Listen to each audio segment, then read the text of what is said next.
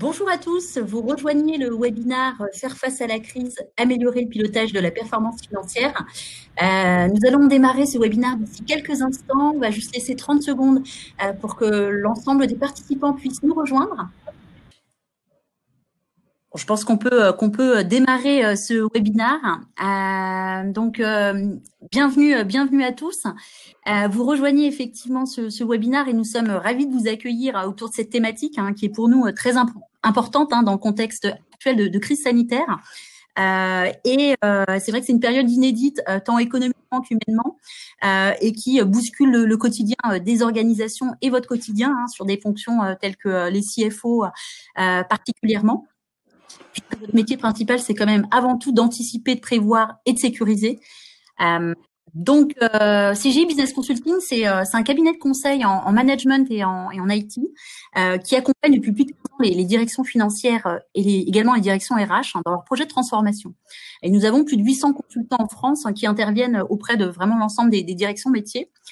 Dans ce webinaire, nous allons vous donner les clés pour que vous puissiez identifier comment améliorer rapidement le pilotage de la performance financière, mais aussi vous démontrer par des exemples très concrets que oui, c'est possible d'avoir des premiers résultats en quelques mois et démarrer un début de transformation sans pour autant tout changer du tout au tout dans votre organisation et votre service. Alors, nos intervenants pour ce webinaire, nos intervenants experts sont Lionel Piard, qui est vice-président au sein de CGI Business Consulting, Stéphane Joly, qui est manager CFO chez CGI Business Consulting, et Benjamin Gay, qui est directeur conseil service chez nous.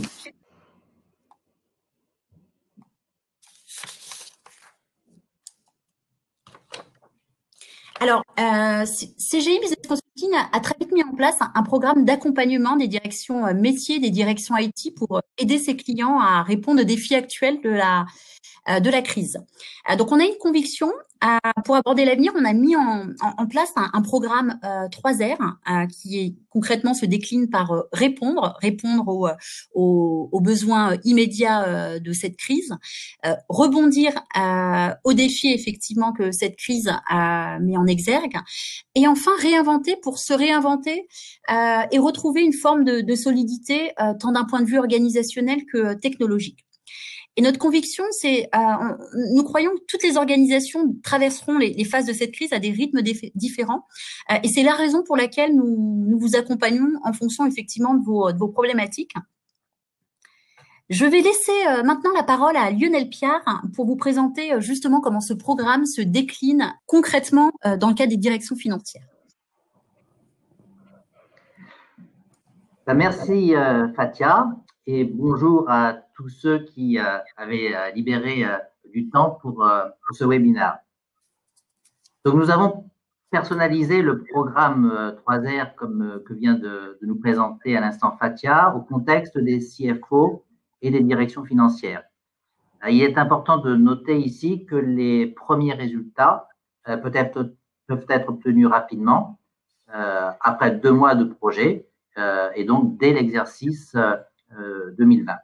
En effet, les actions répondre déjà en cours ou qui seront lancées durant cet été ont vraiment pour objectif de fournir des résultats opérationnels dès le 4e trimestre de cette année. Je pense à la capacité de revoir simplement les forecasts de revenus ou de marge de l'exercice 2020, ou bien de pouvoir enrichir vos modélisations par de nouvelles sources de données ou de nouvelles dimensions. L'objectif étant là d'affiner les analyses, les études d'impact qu'une direction financière doit mener pour privilégier tel ou tel scénario d'évolution. Les projets rebondir peuvent être menés sur le 4e trimestre 2020 afin de livrer leurs résultats dès début 2021. Je pense à des projets visant à fiabiliser les données sources, à améliorer la réactivité, l'agilité dans le pilotage ou l'analyse des résultats. Enfin, les actions réinventées peuvent être vues davantage comme des projets de transformation plus ambitieux, visant à revoir le rôle et le positionnement du CFO par rapport à cette direction de métier, à améliorer les processus pour une recherche d'automatisation ou de mise en œuvre de solutions davantage collaboratives.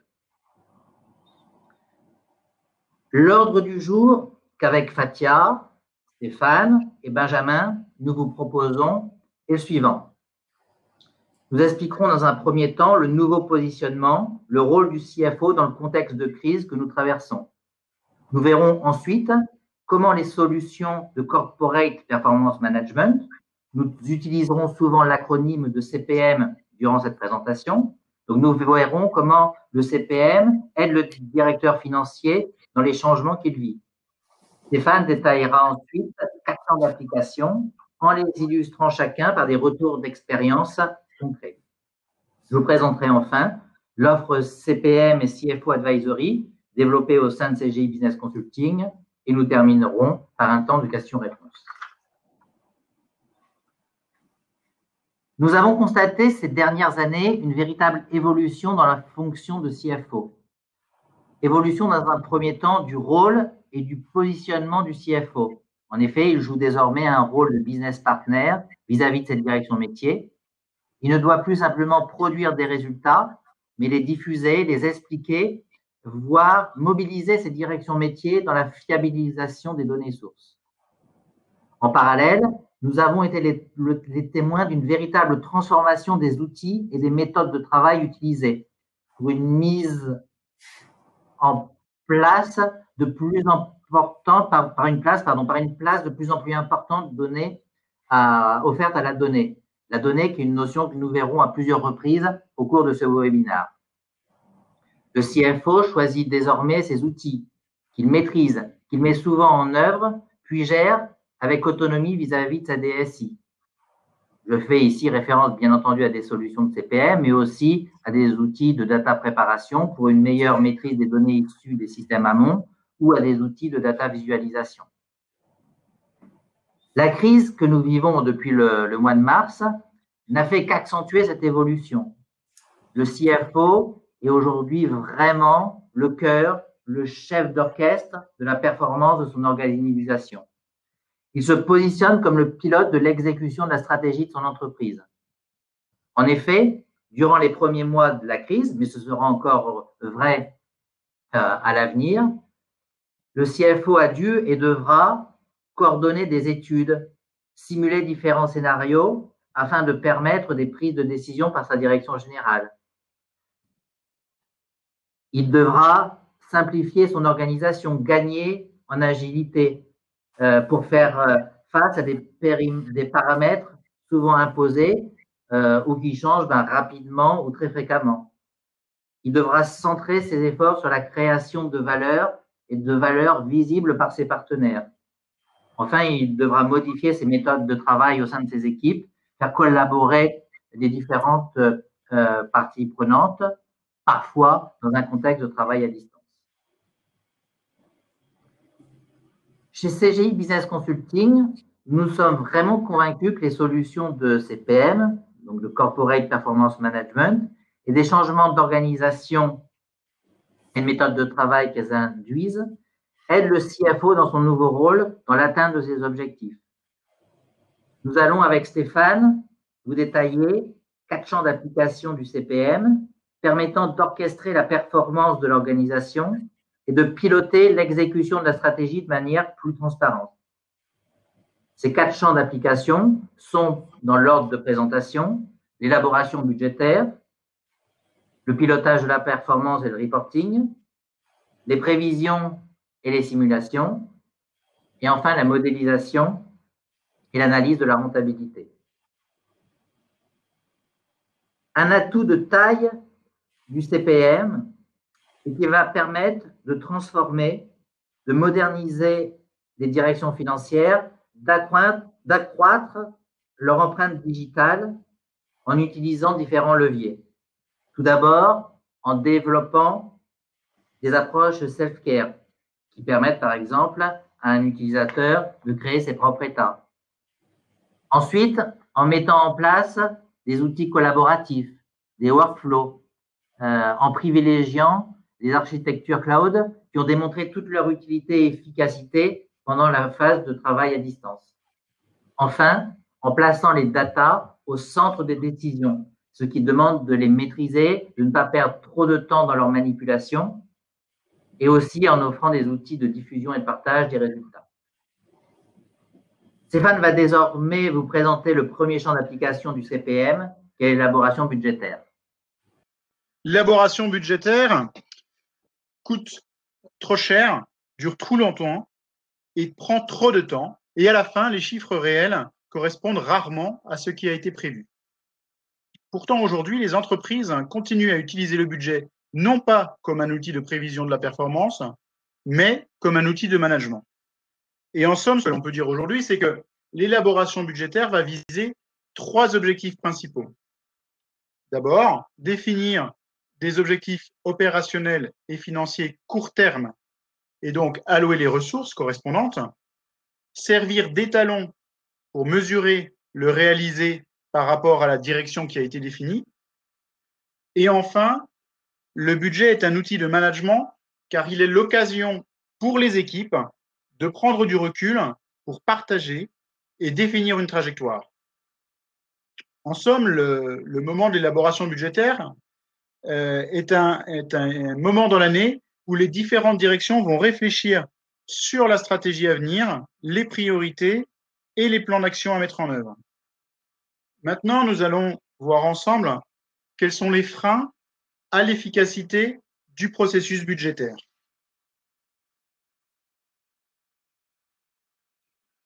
Donc, souvent mal vécu, le budget coûte des centaines de jours hommes. Et je pense que plusieurs d'entre vous seront d'accord avec ce que je viens de dire et le constatent tous les jours. Plusieurs facteurs, d'ailleurs, impactent négativement l'efficacité et la qualité du processus d'élaboration et de pilotage budgétaire. D'abord, ce que je voudrais aborder avec vous, c'est ce que nous pouvons appeler l'enfer d'Excel. Pour la majorité des entreprises et des acteurs du secteur public, l'outil majeur du contrôleur de gestion et de l'élaboration budgétaire reste Excel. Mais cet outil pêche par de nombreuses limites. D'abord, les risques sur la qualité des données. Il est difficile d'identifier les erreurs, par exemple, suite à un mauvais copier-coller de formule. Ensuite, la continuité d'activité n'est pas garantie quand une seule personne va maîtriser le modèle ou les macros. Et cela, nous le voyons toujours chez les clients. Et globalement, ce qui se passe, c'est quand la personne qui a monté le fichier Excel part, change de service, etc., du coup, personne n'est capable de maintenir l'application. Enfin, et ça, je pense que tout le monde l'a vécu, on ne sait jamais si on travaille sur la dernière version du fichier. Un processus d'élaboration budgétaire, c'est-à-dire un processus qui serait basé sur l'échange de fichiers, de mails, etc., est rarement structuré et va entraîner les directions à fonctionner en silo. Chacun remplit son fichier sans forcément connaître les besoins ou les contraintes des autres directions. Un tel processus basé sur de l'échange de fichiers va demander de nombreuses ressaisies ainsi que de nombreux allers-retours. En somme, il va être très coûteux en temps. Un autre point va concerner les règles et les calculs. Les règles dans ce type de processus sont rarement ou peu documentées et souvent, on va les utiliser sans les comprendre, de peur de casser l'Excel utilisé, ou bien on se rend compte qu'entre deux directions, les règles, par exemple les règles d'allocation, ne sont pas traitées de manière homogène. Du coup, le résultat, c'est qu'on va assister à une multiplication de calculs en tout genre qui vont avoir tendance à se complexifier dans le temps. Et pour finir, un processus bureautique ne permet pas de garantir la traçabilité et va rendre en fait la gestion de version extrêmement complexe.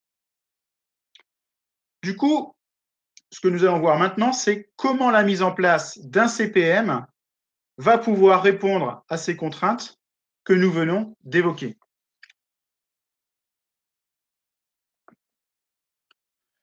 Le CPM va faciliter l'orchestration du budget. Et donc, ces bénéfices clés vont être les suivants. D'abord, il va permettre de gagner en efficacité en automatisant les processus et en permettant une collaboration en temps réel. C'est-à-dire que dès qu'une personne va saisir une information, valider une donnée, cette information, cette validation va être disponible immédiatement. Pour faire en sorte de gagner en efficacité, il va falloir donc définir d'abord un processus métier basé sur une organisation qui doit être clairement définie et profiter de l'outil pour automatiser la remontée de données, les calculs et éviter les ressaisies. Ensuite, le CPM va permettre de devenir plus réactif face aux changements, en permettant d'adapter par exemple les inducteurs de coûts et de revenus. Cette méthode va permettre de modifier les inducteurs et de disposer de règles documentées. Ainsi, il sera possible d'intégrer des scénarios. Par exemple, quel est l'impact de la nouvelle taxe sur ma marge et sur ma facturation? Sur quelles évolutions du prix du gaz pour un fournisseur de gaz, par exemple, est-ce que je vais baser mon budget? Et si ces hypothèses vont évoluer dans l'année, est-ce que je peux relancer un scénario sans avoir à tout ressaisir? Un autre point va être la sécurisation et la maîtrise de l'intégrité des données en identifiant les anomalies et en disposant d'écrans de contrôle. Donc, par exemple, non seulement nous allons pouvoir mettre en place des contrôles lors de l'intégration des données, mais également des écrans de contrôle ou de retraitement de données. Et enfin, dans un écran de saisie de budget, l'utilisateur va pouvoir, par exemple, recevoir ou voir s'afficher des alertes s'il saisit des valeurs aberrantes. Autre avantage d'un outil de PM, c'est la capacité de consolider les données et de produire un reporting group à partir de données détaillées et d'offrir une double vision local group. Par exemple, on peut permettre la saisie du budget par business unit ou par centre de profit et disposer d'un total consolidé. Ensuite, la mise en place d'une collecte décentralisée des données va représenter un gain de temps non négligeable. Plutôt que de ressaisir les données plusieurs fois à chaque niveau, l'idée ici, c'est qu'une personne saisit sur un seul modèle de données ces informations qui sont ensuite remontées automatiquement vers le groupe. Le CPM doit permettre de disposer d'un outil flexible et facile à utiliser. C'est-à-dire que le but, c'est de donner la main aux utilisateurs et de leur permettre d'être autonomes dans la prise en main de l'outil que vous aurez choisi. D'ailleurs, en général, la mise en place d'un outil de CPM va demander peu de formation. L'essentiel de la formation et de l'explication va être plutôt autour de l'explication du nouveau référentiel de pilotage, du processus métier, des acteurs et des règles, plutôt que de l'utilisation de l'outil en tant que tel. Et selon les différents outils, il va être possible de laisser une plus ou moins grande autonomie aux utilisateurs dans la construction donc, de reporting, par exemple, la construction de règles ou de processus. La prise en main donc, de l'outil, comme on disait un petit peu précédemment, pour la saisie, la validation ou l'accès aux restitutions, est généralement véritablement simple. Il ne demande pas de compétences particulières. Notre expérience, d'ailleurs, montre que la maintenance ou le support d'un outil de CPM va être faible par rapport aux outils d'ancienne génération et va requérir peu ou pas l'intervention de la DSI. En général, ces outils vont être administrés fonctionnellement, c'est-à-dire par des utilisateurs métiers. Le dernier point va être en fait que la mise en place d'ailleurs d'un workflow, d'un processus dans un outil de PM va permettre de garantir la traçabilité des actions à partir d'un processus de validation. Par exemple, il va être possible de tracer les actions, d'organiser la validation et de séparer les tâches de saisie et de validation pour être conforme à SOX, par exemple. Enfin, pour terminer, la gestion de version est généralement simple et complètement orchestrée. Vous allez pouvoir créer une première version, une deuxième version qui répatriera automatiquement les données de la première version pour vous permettre de modifier uniquement les écarts, puis de choisir une version qui sera publiée officiellement. Donc là encore, de l'efficacité, de la traçabilité et peu de ressaisie. Donc maintenant, nous allons passer au champ d'action sur le pilotage de la performance.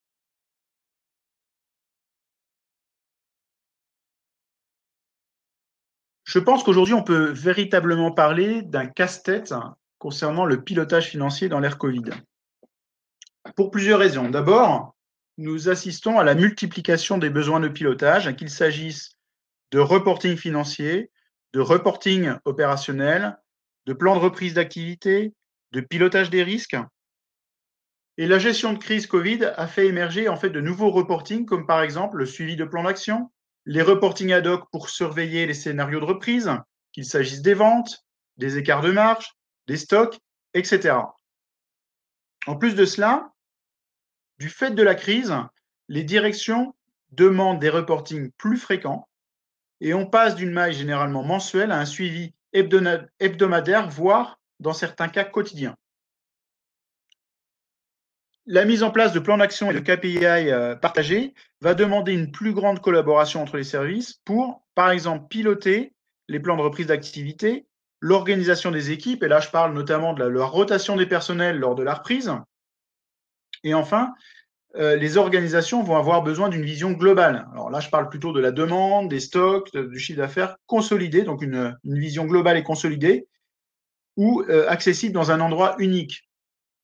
Et ça, en fait, pour éviter le fait d'avoir des reportings qui sont un petit peu disséminés un peu partout dans différentes boîtes mail, etc. L'idée ici, c'est d'avoir un endroit unique dans lequel on va pouvoir accéder à l'ensemble de l'information nécessaire. Le confinement, comme je pense on l'a tous vécu, a mis en lumière la difficulté accrue de partager l'information à distance.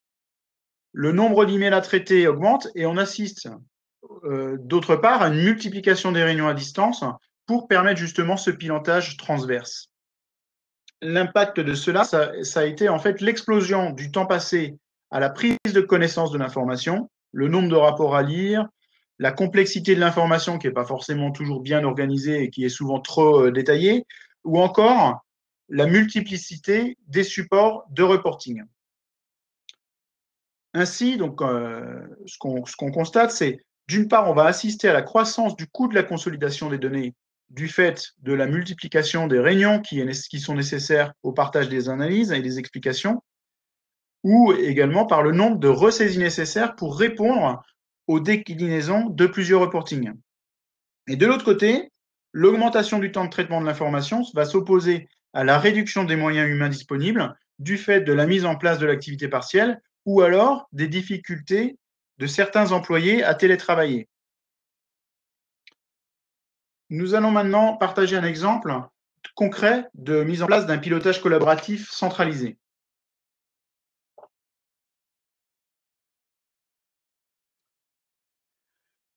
Il s'agit ici donc d'un client qui est dans un contexte de refonte de son contrôle de gestion et donc qui est en train de redéfinir à la fois l'évolution du métier du contrôleur de gestion dans un contexte d'ailleurs de réduction assez fort des effectifs à terme. Ce client, en fait, dispose d'un pilotage décentralisé entre ces différentes entités et le groupe. Donc, en fait, chaque entité a des liaisons régionales, chaque entité a son propre pilotage, ses propres KPI, et en fin de compte, la consolidation des différents KPI était relativement hasardeuse. Par ailleurs, notre client, à l'époque, était doté quasiment exclusivement d'outils Excel assez vieillissants et de SAP BPC.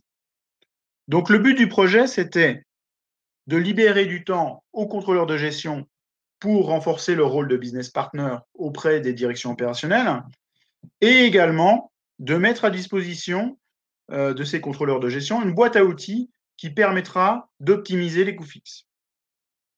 La démarche que nous avions mis en place avec ce client sur 3 ou 4 mois était la suivante. D'abord, identifier ce qu'on appelle les gisements de valeur, c'est-à-dire les charges qui étaient les plus significatives et celles sur lesquelles il existait de réels leviers d'optimisation. C'est-à-dire, globalement, nous sommes intervenus sur l'immobilier, les charges de personnel et les véhicules. Ensuite, il a fallu définir une équipe de travail qui comprenait à la fois des référents métiers RH, immobilier, des contrôleurs de gestion, des représentants de la DSI, notamment pour les aspects d'accès aux données. Et donc, ces premiers groupes de travail ont travaillé ensemble pour converger collectivement vers les KPI les plus pertinents et homogénéiser les règles de calcul et de reporting. Ensuite, fort de ces éléments, nous avons défini et mis en place l'outil de reporting, la saisie et l'alimentation des données. Et le client a créé une équipe de data analysts pour mutualiser la production et la diffusion des analyses financières. Donc, vous vous rappelez, à l'origine, on avait des contrôleurs de gestion qui saisissaient des données un petit peu partout en France. Et là, l'idée, c'est de rapatrier cette consolidation, cette mise à disposition de rapports à partir d'une équipe centralisée.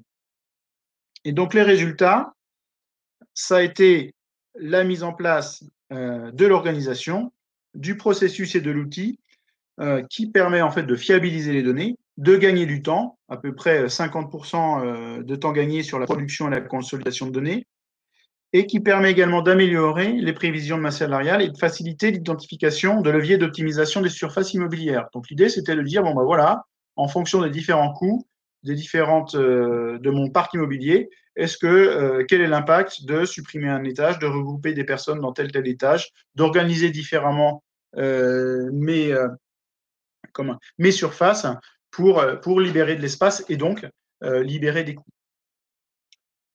Un autre champ majeur du CPM que nous allons aborder maintenant est le champ de la simulation et de la prévision.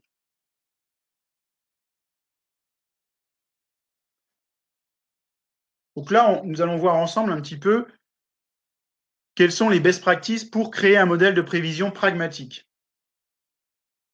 Aujourd'hui, dans cette période de Covid, un certain nombre de questions se posent, je pense, à tout le monde, à toutes les entreprises. C'est d'abord, quel scénario de sortie de l'activité partielle?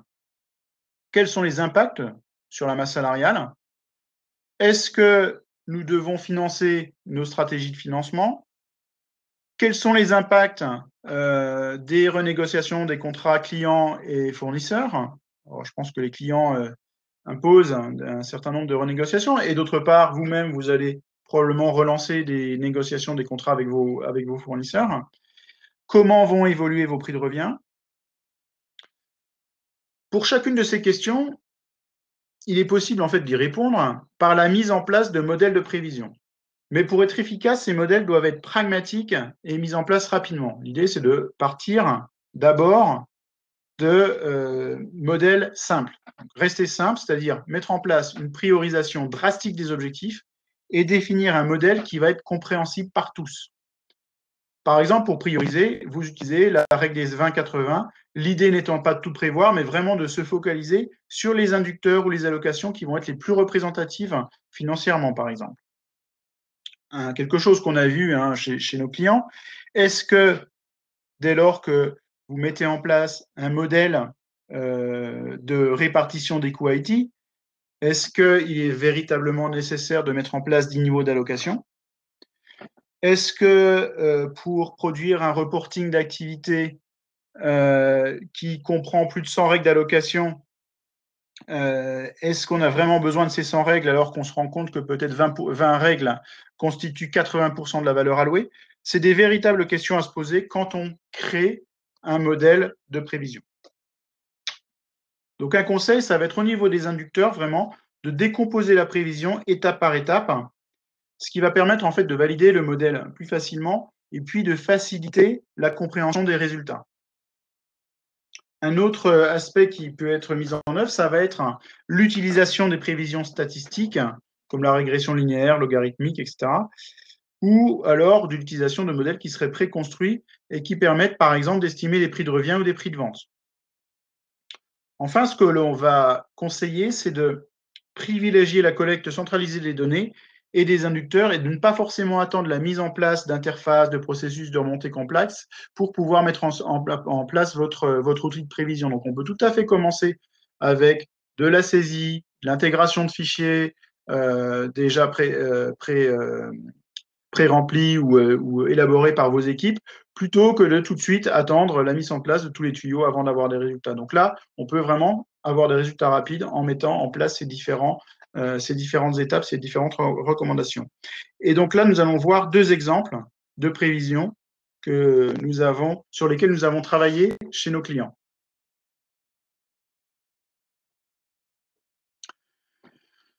Donc, D'abord, quelque chose qui touche, je pense, tout le monde hein, ici, c'est le pilotage du recouvrement et des prévisions de trésorerie, puisque en période de crise, le cash reste vraiment une priorité. Et donc, l'optimisation du cash est une priorité majeure pour les entreprises pour à la fois augmenter la rentabilité en jouant sur des leviers financiers, financer l'activité et le développement et réduire l'exposition au risque de défaillance. Nous avons différents types d'interventions et nous intervenons généralement en 3 étapes.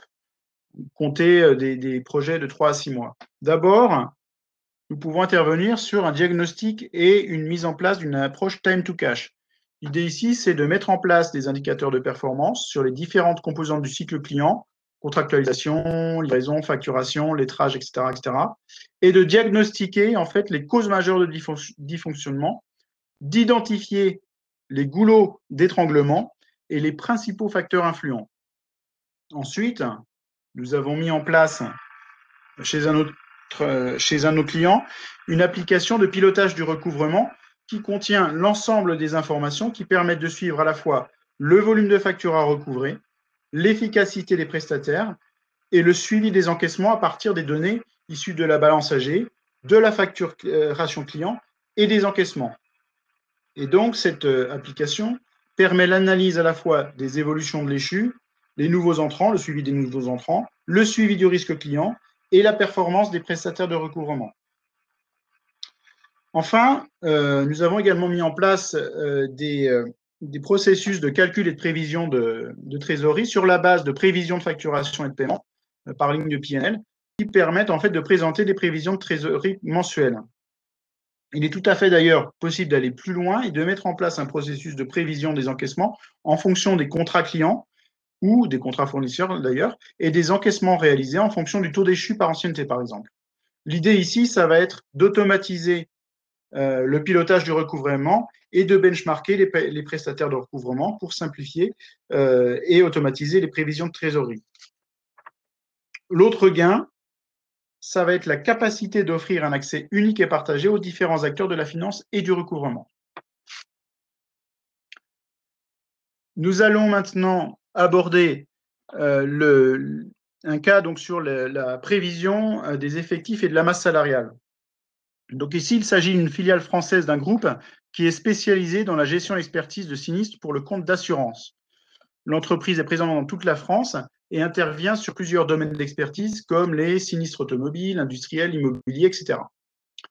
L'objectif de notre client est de planifier et de prévoir l'activité des experts en fonction du nombre de dossiers à traiter.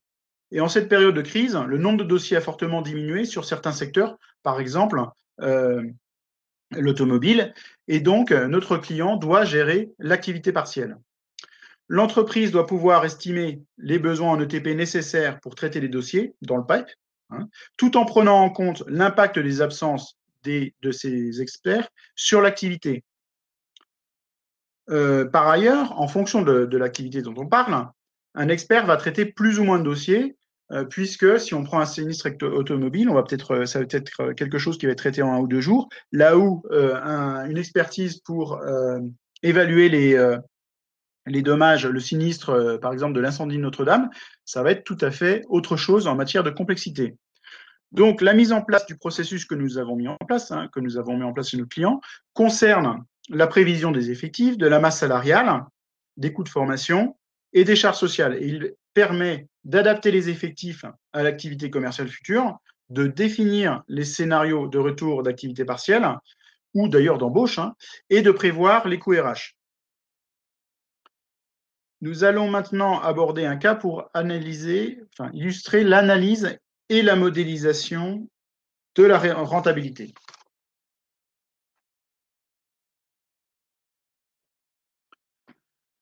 Donc, ce cas, en fait, il s'agit d'une filiale d'un groupe mondial et cette filiale dispose de ses propres activités. Elle a d'ailleurs racheté plusieurs de ses concurrents locaux. Du coup, cette filiale a développé son propre référentiel de pilotage, organisé en segments clients, offres, produits. Ce référentiel est présent dans SAP et aussi dans leurs outils locaux, les bases marketing, les outils de facturation. Maintenant, cette filiale reporte au groupe en utilisant Magnitude et le reporting group est organisé différemment. Et avant notre intervention, ce reporting demandait énormément de retraitement dans Excel avant de pouvoir construire le fichier cible qui était envoyé en fait à Magnitude. L'autre point, c'était l'élaboration budgétaire et les forecasts qui étaient construits dans de nombreux fichiers Excel dans lesquels sont ressaisies en fait les différentes données des différents systèmes d'information. Donc l'objectif de notre mission, c'était de formaliser clairement le processus d'élaboration budgétaire, les étapes, les acteurs, les règles de calcul et d'allocation, de sécuriser l'intégrité des informations transmises à Magnitude, mais également de sécuriser le reporting local, de l'automatiser, et donc d'éviter les ressaisies. Notre accompagnement a déjà consisté à définir donc les processus métiers, les règles, et à vraiment figer le référentiel de pilotage et de définir la gouvernance de données associées. Ensuite, nous avons mis en œuvre donc les processus et les règles dans l'outil, et nous avons accompagné les équipes clients à la fois sur la prise en main de l'outil, sur la définition des procédures métiers et sur la communication sur le projet. Et les résultats, c'est que, donc c'est un projet qui a duré 3-4 mois, c'est que les gains ont été substantiels, puisque l'application permet aujourd'hui de répondre aux exigences de reporting group en un clic, tout en conservant le pilotage local. Donc là, on saisit une fois les données et on arrive à répartir toutes ces données et à les allouer pour produire également le reporting Magnitude, sans ressaisie, sans rien. Donc aujourd'hui, ce qu'on estime, c'est que le gain de temps ici est bien de 50% du fait de la rationalisation de ces fichiers, de l'évitement des différentes ressaisies. Et aujourd'hui, du fait de cette mise en place de règles automatisées, les données sont réellement sécurisées et également auditables. Je vais laisser Lionel conclure maintenant sur la manière dont nous pouvons vous accompagner concrètement sur ces différents types de projets ou de problématiques. Merci à toi, Stéphane, pour cette présentation et les illustrations très, très concrètes. Tout ceci a été possible car depuis 2015, CGI Business Consulting développe une offre CPM et plus globalement une offre CFO Advisory qui compte aujourd'hui une trentaine de consultants, avec un équilibre cohérent entre le nombre de managers, de consultants seniors et de consultants juniors, avec la capacité à accompagner nos clients, donc à vous les accompagner, sur les dimensions de la transformation digitale, mais aussi des métiers du contrôle de gestion ou de la finance, et également en travaillant sur les dimensions solutions de vos projets avec des partenaires technologiques. Parmi nos clients, nous avons des sociétés du CAC 40 chez qui nous avons mené et menons des projets de grande taille, mais CGI Business Consulting travaille également pour le secteur public ou pour des structures de taille intermédiaire chez qui nous pouvons mener des projets de 2 ou 3 mois. Ce qui constitue notre marque de fabrique, notre ADN, est que systématiquement, nous allons mettre à disposition de nos projets les solutions, les innovations technologiques du moment. Nous allons toujours commencer par identifier vos gisements de valeur et mettre les priorités du projet sur ces gisements. Ensuite, nous allons raisonner processus de bout en bout et non pas par fonction, notamment pour permettre un pilotage global et non un pilotage parcellaire. Et enfin, nous veillerons à co-construire au quotidien avec vous votre solution.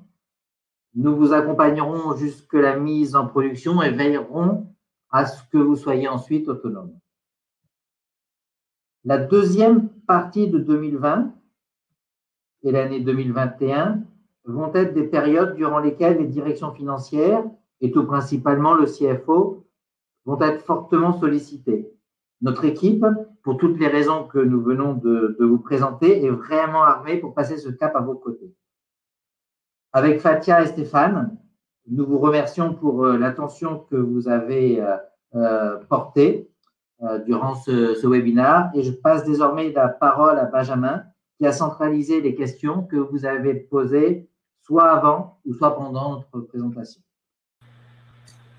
Oui, eh bien, effectivement, nous avons quelques questions. Est-ce que vous pouvez préciser quels sont les écueils et finalement les points focus sur lesquels il faut faire attention dans le cadre d'un projet CPM? Je pense entre autres, voilà, jusqu'à quelle maille effectivement de qualité des données il faut qu'on soit préparé, par exemple, pour pouvoir engager une mission et un projet de ce type, sachant qu'effectivement, comme dans beaucoup d'entreprises, on est loin de la perfection à ce niveau-là. Alors, il y a deux questions. Il y a d'une part sur la partie écueil et bonnes pratiques d'un projet de CPM. Alors d'abord, un projet CPM doit être traité non pas comme un projet outil, mais vraiment comme un projet métier process. Et l'idée aussi, un écueil vraiment très fréquent, ça va être d'essayer de reproduire l'existant et donc d'avoir des difficultés pour vraiment penser processus. Enfin, l'autre chose, on en a parlé plusieurs fois au cours de cette présentation, c'est de se lancer dans des projets, d'éviter de se lancer dans des projets trop longs et très complexes, mais plutôt de vraiment privilégier des itérations courtes qui vont favoriser à la fois des succès rapides, mais également la prise en main de l'utilisateur. Alors, concernant la qualité de données, c'est un vrai sujet. Et c'est un sujet qui doit être pris en compte dès le départ, car il va impacter vraiment fortement les délais.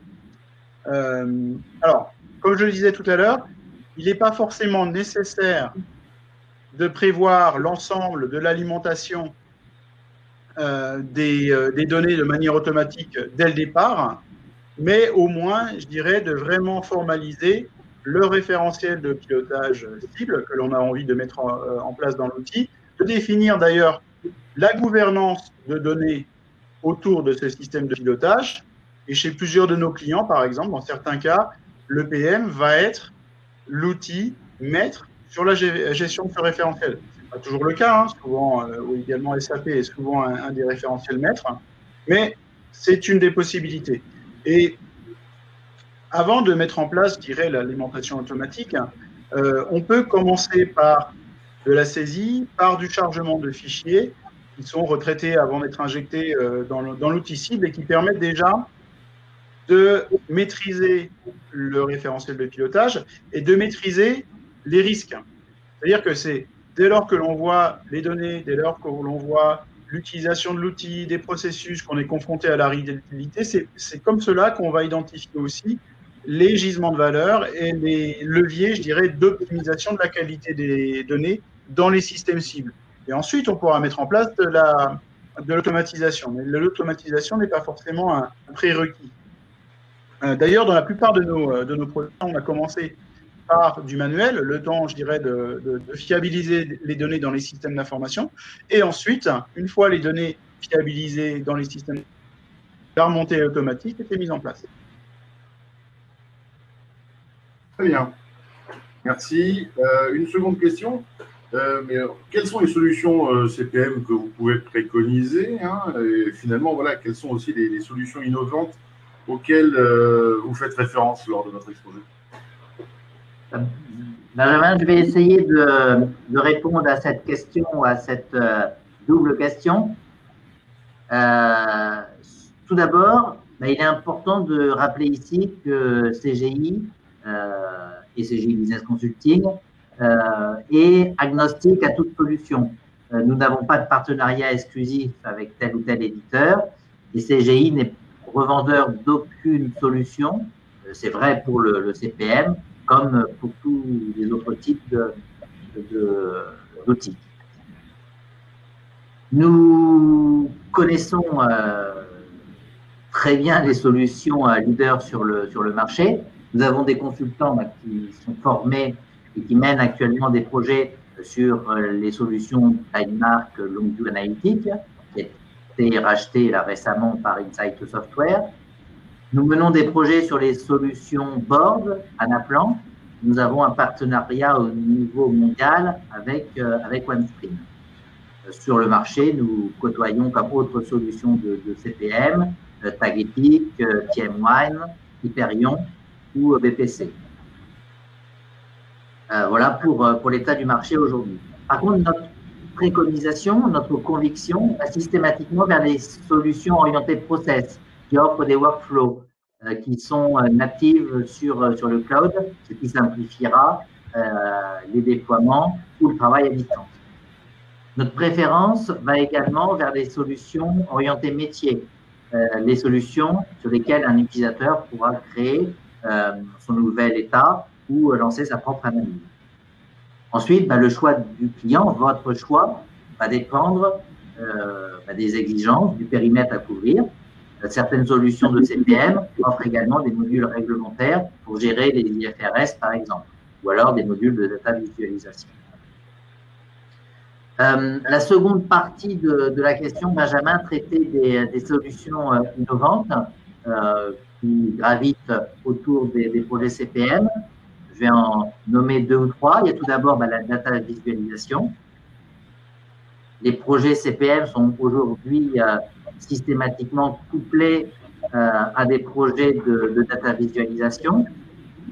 Une autre solution innovante à intégrer sont la data préparation en amont du CPM pour améliorer la qualité des informations manipulées, ainsi que les solutions d'automatisation ou de RPA qui vont répondre aux leviers, aux gains de temps qu'on aura identifiés sur les travaux d'étude des processus. Ok, merci beaucoup. Quels sont les domaines d'application finalement privilégiés pour la mise en place du Corporate Performance Management? Alors, dans un premier temps, les plus fréquents, ça va être toutes les applications autour de la finance. Donc, on a vu l'élaboration budgétaire, le forecast, mais également, nous intervenons régulièrement sur du suivi d'investissement, de la gestion des CAPEX, également, par exemple, des opérations de clôture, le calcul des factures à émettre, le calcul de la marge brute. Mais maintenant, en fait, le CPM s'adresse également à toutes les autres fonctions de l'entreprise et nous sommes également intervenus sur des problématiques de gestion de la maintenance, de gestion de production, de pilotage RH, de simulation RH, de marketing. Et plus récemment, nous avons également travaillé sur de la simulation de devis au niveau des prix de vente et des prix de revient. Donc, en fait, les champs sont vraiment très étendus. Dès lors que vous voulez mettre en œuvre à la fois du calculatoire, de la simulation, de l'élaboration de processus et également de la visualisation de données. Merci. Et en somme, quel est le prix finalement d'un projet CPM?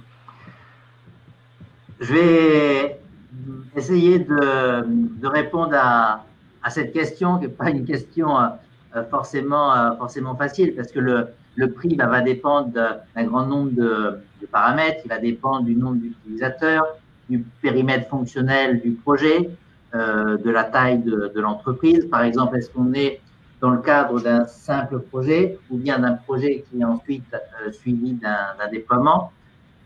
Donc, il y a plein de facteurs qui vont expliquer le prix. Par contre, ce qui est certain, c'est qu'un projet CPM aujourd'hui coûte moins cher qu'hier. Et ceci pour 2 raisons principales. Tout d'abord, le mode cloud évite de devoir investir dans une infrastructure comme c'était le cas avant. Ensuite, la démarche par processus qui a été présenté ici, permet de séquencer les projets, d'aller chercher de la valeur et donc de rapidement dégager des retours sur investissement. Ce qui est clair, c'est qu'aujourd'hui, chez CGI Business Consulting, on a la capacité, on a le retour d'expérience pour automatiser un premier processus et mener un projet sur 2 mois et avec 50 000 € de prestations environ. Merci. Est-ce qu'on avait d'autres questions, Je ne crois pas. Bon, Non? nous pouvons conclure. D'accord. Écoutez, je pense qu'on arrive au terme de ce webinaire. Merci pour votre attention. Nous espérons que vous avez pu identifier les clés pour améliorer rapidement le pilotage de votre performance financière. Évidemment, toute l'équipe CGI Business Consulting se tient à votre disposition pour vous aider dans vos réflexions et aussi pour vous accompagner dans vos projets de transformation. Donc, à l'issue de ce webinaire, nous allons vous transmettre les coordonnées des présentateurs aujourd'hui. Merci beaucoup, puis à très bientôt, probablement au mois de septembre pour un prochain webinaire. Bonne journée à tous. Merci. Au revoir. Au revoir.